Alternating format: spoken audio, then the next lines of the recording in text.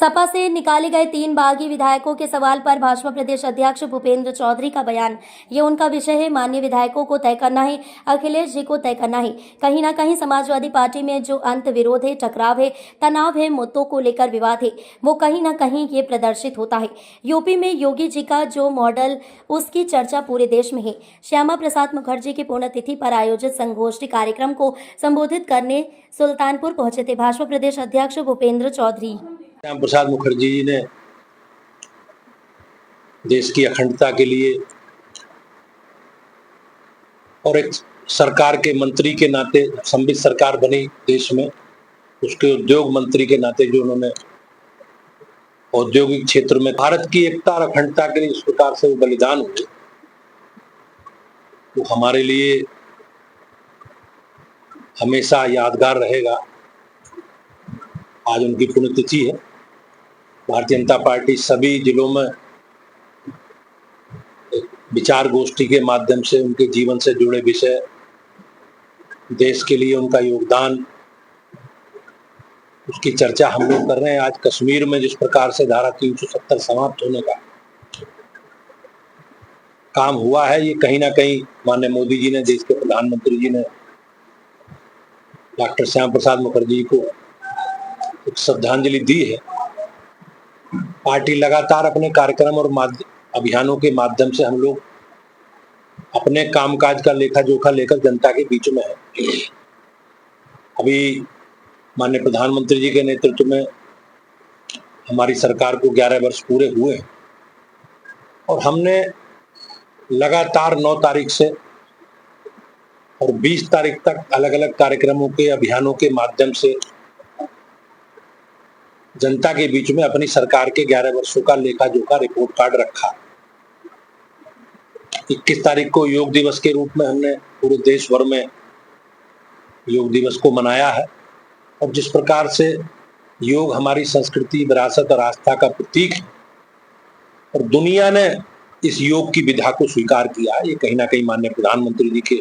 25 तारीख को आपातकाल दिवस है। हम लोग अपने सभी जिला केंद्रों पर आपातकाल दिवस के रूप में एक विचार गोष्ठी, प्रेस वार्ता और ऐसे लोगों को सम्मानित करेंगे जिनके परिवार के लोगों ने, जिन लोगों ने आपातकाल का ध्वंस झेला है, लोग जेल में गए हैं उसके विरोध करते हुए।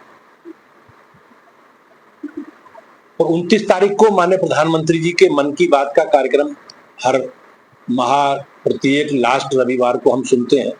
उसमें बृहद व्यापक स्तर पर एक वृक्षारोपण का कार्यक्रम, एक पेड़ माँ के नाम, और जो भी बूथ पर गतिविधि हमारी होती है मन की बात के माध्यम से हम उसे सुनते हैं।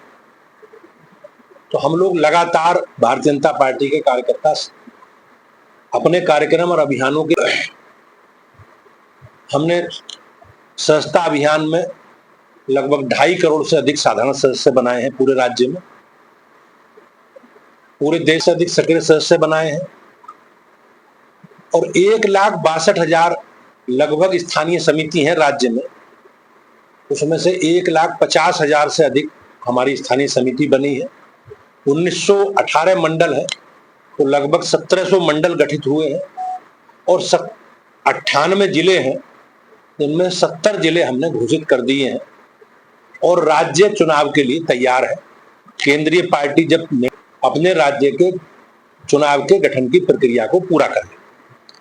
28 जिलों में जिलाध्यक्ष की घोषणा नहीं पाई, क्या वजह है? अभी उसमें से एक जिला ऐसा है, सिद्धार्थनगर, जहां मंडलों के चुनाव नहीं हो पाए थे।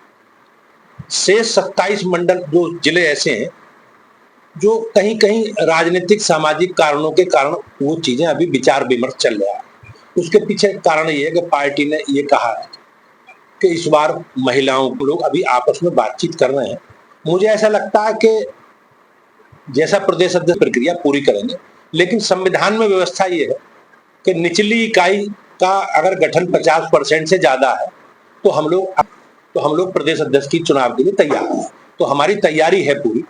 अखिलेश यादव ने आप 3 बागी विधायकों को निकाल देना, ये उनका माननीय विधायकों को तय करना है, या अखिलेश जी ने जो निर्णय किया है, लेकिन कहीं ना कहीं समाजवादी पार्टी में जो अंतर्विरोध है, टकराव है, तनाव है, मुद्दों को लेकर विवाद है, वो कहीं ना कहीं ये प्रदर्शित होता है। इसके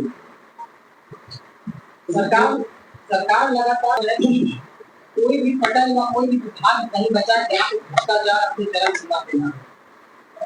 सरकार संकल्पित है और हमने पूरी पारदर्शिता के साथ जहां जहां भी इस प्रकार की शिकायतें आई हैं या आई होंगी, माननीय मुख्यमंत्री जी ने विशेष ध्यान रख के इस पर पारदर्शी व्यवस्था के साथ कार्रवाई की है। और इतिहास देखना चाहिए, अनुभव करना चाहिए, किस प्रकार से ट्रांसफर पोस्टिंग एक उद्योग बन गया था, किस प्रकार से भ्रष्टाचार होता था और परिवार के लोग, मिलने वाले लोग किस प्रकार से वसूली करते थे। आज माननीय मुख्यमंत्री जी के नेतृत्व में हम सब लोग संकल्पित हैं और बेहतर व्यवस्था के साथ आगे बढ़।